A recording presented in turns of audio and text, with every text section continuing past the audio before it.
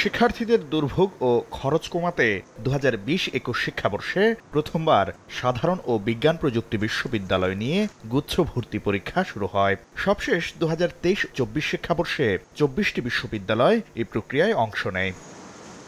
গুচ্ছ ভর্তি পরীক্ষা শুরু হওয়ার পর যে কটি বিশ্ববিদ্যালয় এই গুচ্ছের নেতৃত্ব দিয়েছে তাদের মধ্যে একটি জগন্নাথ বিশ্ববিদ্যালয়। তবে নানা সমস্যা জর্জরিত হয়ে সম্প্রতি এই বিশ্ববিদ্যালয়টির একাডেমিক কাউন্সিলেও গুচ্ছ থেকে বের হয়ে স্বতন্ত্র পদ্ধতিতে ভর্তি পরীক্ষা নেয়ার সিদ্ধান্ত হয়েছে। শুধু জগন্নাথ নয়, খুলনা, কুমিল্লা ও শাহজালাল বিজ্ঞান ও প্রযুক্তি বিশ্ববিদ্যালয়ও ইতোমধ্যে নিজস্ব পদ্ধতিতে পরীক্ষা নেয়ার আয়োজন শুরু করেছে।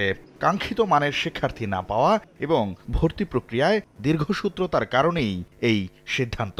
ফার্স্টে সে আবেদন করে ১৫০০ টাকা দেয়, 4টা বিশ্ববিদ্যালয় চুজ করলে সেখানে আরো ৫০০ টাকা করে, এখানেই তো তার ৩৫০০ টাকা শেষ। ভর্তি হবে ১০,০০০ ১২,০০০ দিয়ে। এরপরে দেখা গেল যে মাইগ্রেশন, সেই মাইগ্রেশনের কারণে দেখা গেল যে জগন্নাথের ছাত্র হঠাৎ করে সে দিনাজপুরে চলে যাওয়া লাগতেছে।